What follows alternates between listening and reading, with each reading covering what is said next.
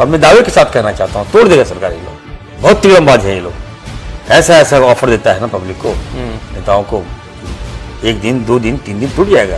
राम जन्मभूमि के लिए पूजा होना है, तो क्या आप जा रहे हैं? थोड़ा माहौल ठीक हो जाए तो डेफिनेटली आई विल। लॉकडाउन का पीरियड था, उस दौरान सरकार अच्छे से काम नहीं कर पाई।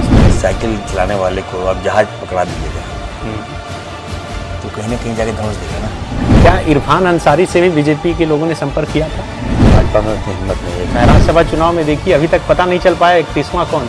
अभी जाना चाहता हूँ 31वां कौन। आप लोग भी तो कम नहीं है ना, जब लौट कर आते हैं तो एयरपोर्ट पर उनके हाथ में ठप्पा मरवा देते हैं। तो हाथी मोहर लगा है ना, इरफान अंसारी रहता है दिमाग में आ जाते मोहर का। बाबूलाल मरांडी जी को चाहिए तुरंत इस्तीफा दीजिए विधायकी से, हमारी सरकार है, नहीं मिलेगा मान्यता। जेपीएससी को लेकर आप लोगों ने कितना सवाल खड़ा किया था विधानसभा में? मैं दावे के साथ कहना चाहता हूँ घोटाला हुआ, क्योंकि जेपीएससी में जो मेंबर थे वो सारे लोग आरएसएस में। नमस्कार, मेरा नाम है सनी शरद और आप देख रहे हैं द फॉलो अप। आज हमारे साथ कांग्रेस के युवा विधायक, फायर ब्रांड नेता के तौर पे जाने जाते हैं और वर्तमान में कांग्रेस के कार्यकारी अध्यक्ष के पद पर आसीन हैं। जी हाँ, हमारे साथ इरफान अंसारी हैं जो जामताड़ा से विधायक हैं।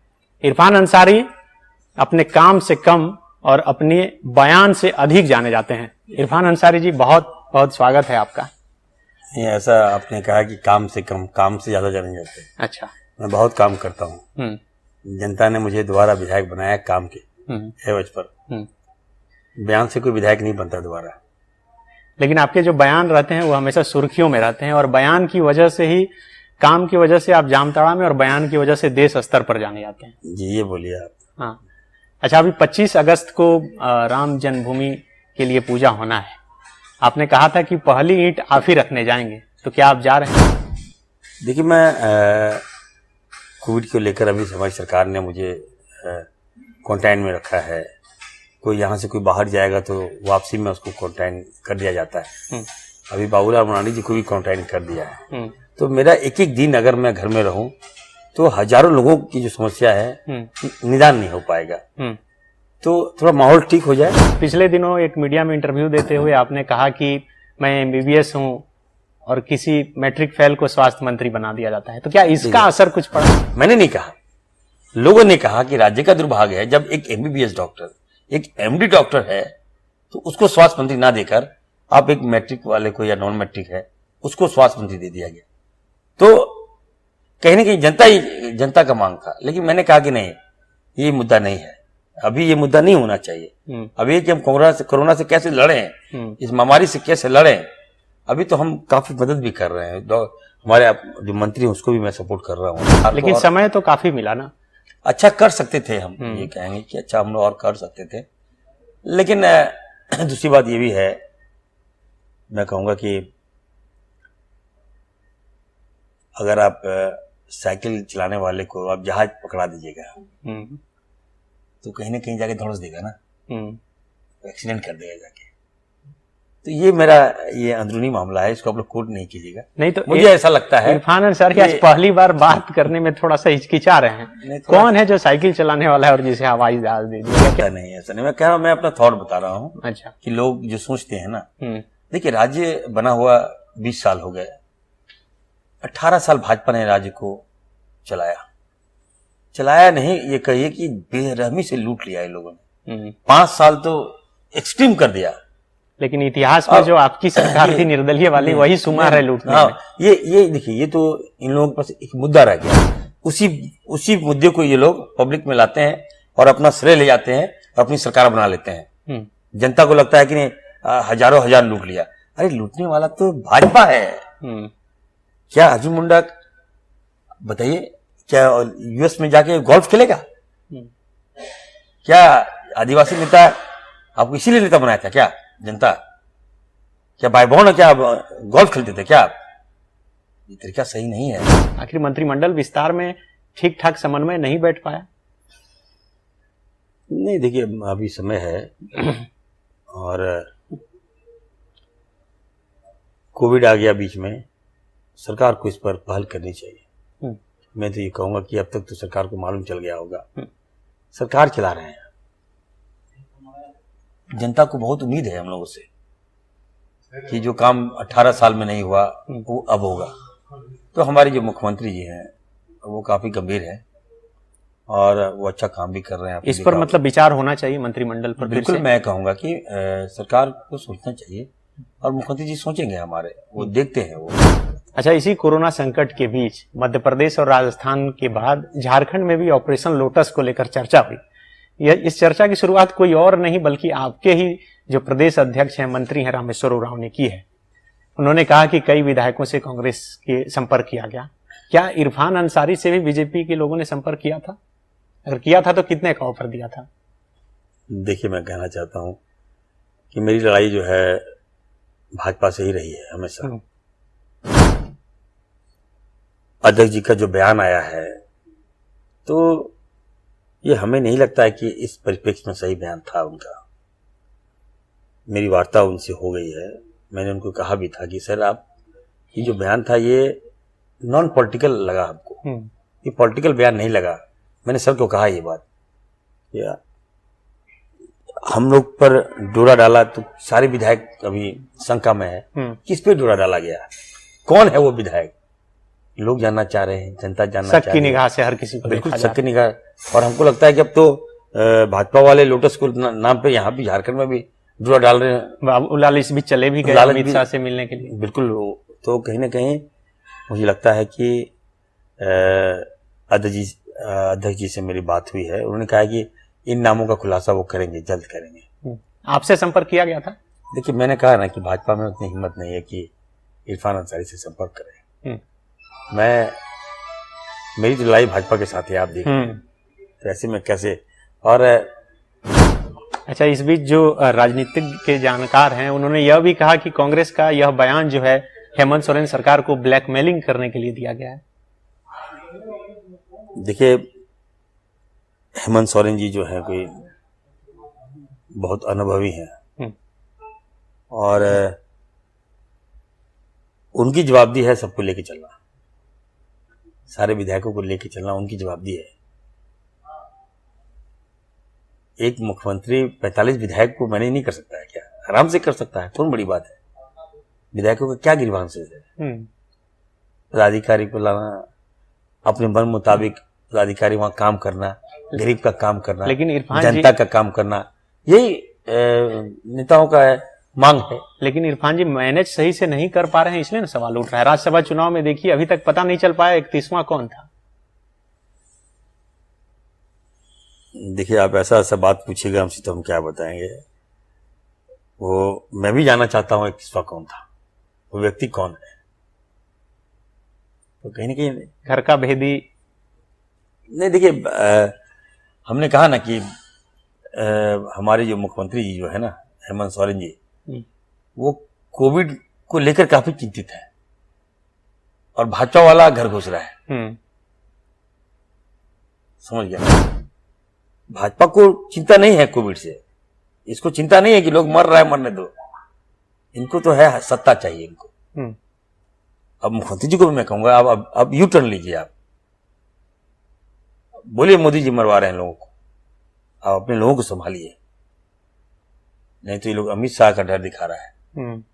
कभी इसकी भाजपा के जो अध्यक्ष वो जा रहे हैं, अभी बाबूलाल जी को क्वारंटाइन किया गया, गए थे मिलने के लिए बाबूलाल जी। अब बताइए कितने अनुभवी नेता हैं बाबूलाल मरांडी। मैं जानना चाहता हूं, आप झारखंडी हैं, एक ट्राइबल हैं, आप एक आदिवासी हैं, बताइए, आदिवासी शान के लिए जीता है और आप क्या कर रहे हैं? आदिवासी मेरा भाई मर रहा है, अल्पसंख्यक, दलित, सभी समुदाय के लोग क्वारंटाइन, अब देखिए संक्रमित हो रहे हैं, बड़े पैमाने पर लोग बीमारी से ग्रस्त होते जा रहे हैं। आप चले गए अमित शाह से मिलने सरकार तोड़ने के लिए। अरे भाई, आप जाते वहां, आप मांग करते कि हाँ झारखंड को पैकेज दीजिए, पैसा दीजिए, तो जनता आप पे फेथ करती ना। आप कर क्या रहे हैं? तोड़ना चाहते हैं, जनता की सरकार को तोड़ना चाहते हैं। और मैं दावे के साथ कहना चाहता हूं, तोड़ देगा सरकार, ये लोग टूट जाएगी सरकार, मैं कह सकता हूं, मुझे लगता है ऐसा। बहुत तिड़मबाज है ये लोग। मैं तो कहूंगा मुख्यमंत्री जी से, आप कंट्रोल कीजिए, सब जल्दी कंट्रोल कीजिए, बहुत तिड़मबाज है ये लोग। ऐसा ऐसा ऑफर देता है ना पब्लिक को, नेताओं को, 1 दिन 2 दिन 3 दिन टूट जाएगा। तो कहूंगा कहीं ना कहीं कोविड को देखिए, लेकिन इस पर भी आप लगाम लगाइए। दिल्ली जाते हैं ये लोग, अमित शाह से बात किए, और कौन कौन, कोयला मंत्रालय से बात किए, जेपी नड्डा से मिले, नड्डा साहब से मिले। और देखिए, कभी लगता है, आश्चर्य भी लगता है हमको, स्वार्थ की राजनीति से ना इंसान कभी भी अपनी मंजिल को प्राप्त नहीं कर सकता। बाबूलाल मरांडी जी को चाहिए कि तुरंत इस्तीफा दीजिए विधायकी से, इलेक्शन लड़िए आप पहले। मान्यता किस बात का मान्यता आपको देगा? हमारी सरकार है, नहीं मिलेगा मान्यता। मैं दावे के साथ करना चाहता हूं, आप बोल दीजिए जिनको बोलना है। नेता प्रतिपक्ष का नहीं मिलेगा। किस बात का मिलेगा बताइए? लेकिन चुनाव यही बाबूलाल आयोग की तरफ मरांडी, से तो मिल सुनिए चुका है। मैं बताना चाहता हूं, यही बाबूलाल मरांडी जी जो है 5 साल इनके विधायक भाग गए थे भाजपा में, केस लड़ते रहे, 5 साल लड़े। जजमेंट कौन दे रहा था? इनके वकील थे, भाजपा की सरकार थी जहां भी, और केंद्र में भी भाजपा की सरकार थी, भाजपा के स्पीकर था। केस लड़ते रहे 5 साल, जजमेंट नहीं मिला, और आज आप जजमेंट की बात कर रहे हैं। कौन सा जजमेंट की आप बात कर रहे हैं बताइए हमको, मैं जानना चाहता हूं। ये कैसा अन्याय हो जाएगा? आपको मान्यता कैसे दे देंगे? चुनाव आयोग के बताइए, चुनाव आयोग से मैं पूछना चाहता हूं कि आप एक संवैधानिक पद पर है, चुनाव आयोग, आप निष्पक्ष आपका है। ये बाबूलाल मरांडी क्या भाजपा से चुनाव लड़े हैं? अगर लड़े हैं तो आप दिए मान्यता। आप खुद कराए चुनाव, आप जेवीएम से चुनाव करवाए, आज दे चिट्ठी दे दिए कि मान्यता दे दिए हम। लेकिन आप लोग भी तो 2 विधायक अपने में शामिल करवा लिए। देखिए, वो शामिल हुए हैं, लेकिन स्पीकर साहब ने उन्हें मान्यता नहीं दिया अभी तक। मान्यता तो बाबूलाल जी को भी नहीं दिया है। नहीं दिया है ना, तो ये संकट है ना। आप कैसे चले जाते हैं कि मान्यता प्राप्त? मान्यता मांगना तो हम लोग से मांगी ना, आप अमित शाह जी से, हमारी सरकार से मांगी। अमित शाह जी के पास चले जाते हैं, डराते हैं।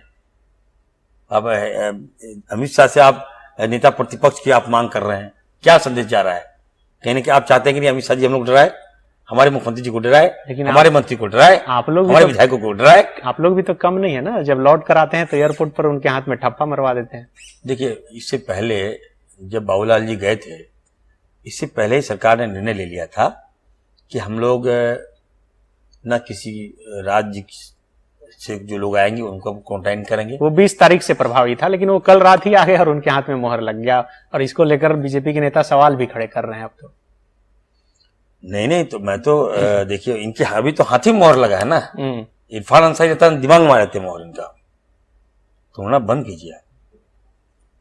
समझिए, मैं तो मोहर कपार में मारे थे इनका मोहर। क्या लोग देखो, कपार मतलब हम सर देहाती में कहते हैं कपार। होम क्वारंटाइन का मारते या कुछ और, चूंकि पार्टी बदल के चले गए। कहने का मतलब आप घर में रहिए आप। ये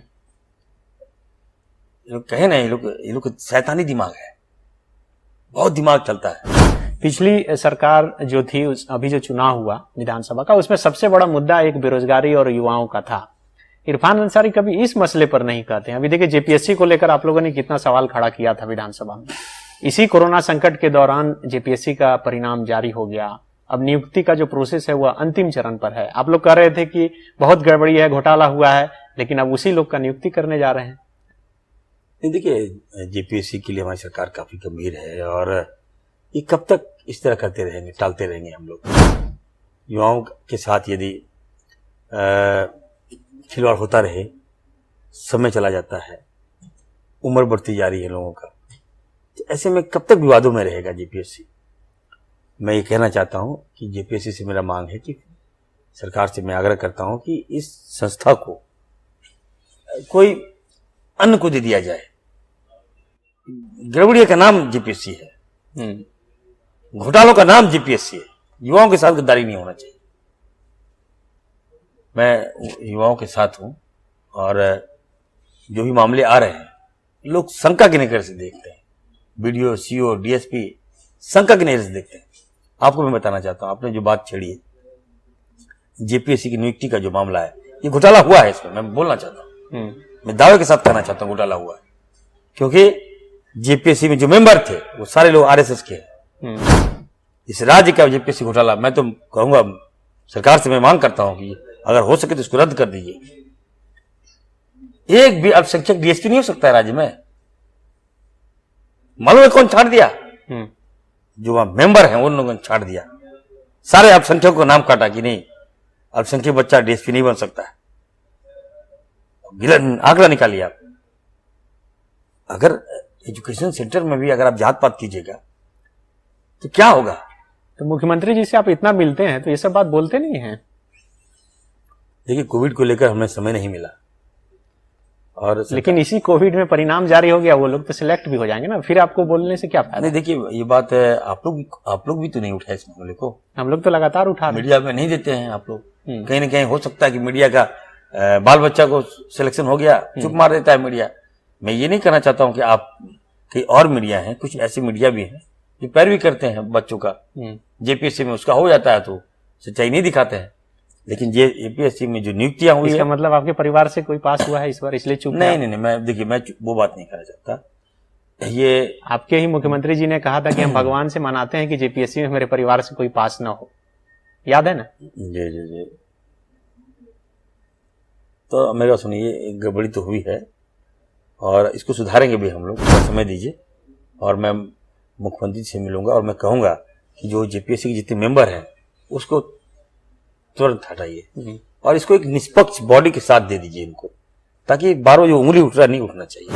एक आखिरी सवाल, इरफान अंसारी इतने बेबाकी से जो बोलते हैं, वह न सिर्फ विपक्ष पर हमलावर होते हैं बल्कि अपने भी कई नेताओं पर सवाल खड़े कर देते हैं, डर नहीं लगता आपको? देखिए, अगर आप ईमानदार रहिएगा ना तो सच बात बोलिएगा। आपने देखा होगा कि मेरे चुनाव में उत्तर प्रदेश के मुख्यमंत्री आ गए थे, आदित्य योगी नाथ। उसने क्या कहा मालूम है आपको? जी। क्या इरफान अंसारी मंदिर बनाएगा? मैं कहना चाहता हूं, लगभग 1 करोड़ के मजमा में रैली में उन्हें कह दिया कि इरफान अंसारी को वोट मत दो। क्या इरफान अंसारी जीतेगा तो क्या अयोध्या में मंदिर बनाएगा? 3 दिन मुझे नींद नहीं आया, 3 दिन में नहीं सो पाया। हमें लगा कि मैं तो हार गया। जो मोब देखा, जो भीड़ देखा मैंने, लेकिन मुझे विश्वास था मुझे अपने कर्म पर, अपनी जनता पर, और मैं रिकॉर्ड तोड़ दिया। 10,000 से पिछली बार जीता था, इस बार 40,000 से मैं जीता। जनता ने नहीं माना योगी को, जनता ने मुझे माना। और जामताड़ा में हमारा आबादी ज्यादा नहीं है, वहां भी मंदिर बनाया आपका? वहाँ 3.5 लाख वोटर हैं, जिसमें हम लोग 45 से 85,000 हैं सर, और मैं लाया हूँ 1,14,000 वोट लाया हूँ। तो अनिल ने मुझे विश्वास किया। तो मैं सेकुलर आदमी हूँ, मैं कहना चाहता हूँ, मैं विकास के दम पर मैं चुनाव जीता हूँ, सच बोलता हूँ, जनता के साथ कभी गद्दारी नहीं कर सकता। इसीलिए लोगों को लगता है कि इरफान अंसारी जो है विवाद बोलता है। मेरी जनता हमारे साथ है, जनता मुझे हिम्मत देती है। मैं गलत करूंगा तो मैं झुकूंगा, मैं गलती नहीं करता हूं, दिन रात जनता की सेवा करता हूं, मदद करता हूं। गरीब की दुआ भी तो लगती है। आज देखिए, रिम्स चले जाइए, कहीं भी चले जाइए, हमारे क्षेत्र के 40 से 50% एडमिट रहते हैं। देखता हूं, खुद इलाज करता हूं, जितना पैसा बनता है लेता हूं, मम्मी से लेता हूं, पापा से लेता हूं, बहन से लेता हूं, बांट देता हूं। पिछले दिनों आपकी गाड़ी भी खराब हो गई, आपने लगाया कि ठेल कर स्टार्ट करना पड़ रहा है। चलिए, अब मैं आदरणीय मुख्यमंत्री जी से कहूंगा कि मेरे पास गाड़ी नहीं है, आपके माध्यम से मिल जाए तो मिल जाए गाड़ी मुझे। लेकिन बीजेपी वाले तो बड़ा बड़ा गाड़ी देने के लिए तैयार है। देखिए, मुझे खटारा ही गाड़ी पसंद है, लेकिन उनकी गाड़ी नहीं लूंगा, उनकी गाड़ी में नहीं बैठूंगा। तो बिल्कुल, ये थे इरफान अंसारी, जो बेबाकी के लिए जाने जाते हैं और बोलने से पहले वह नहीं सोचते, क्योंकि वह अपने दिल से बोलते हैं। और कोरोना के इस संकट में भी वह आला लेकर गरीबों के बीच, जरूरतमंदों के बीच जाते हुए दिखे और उनकी सेवा करते हुए दिखे। बहुत बहुत शुक्रिया। Like, share, and subscribe. www.thefollowup.in and subscribe. www.thefollowup.in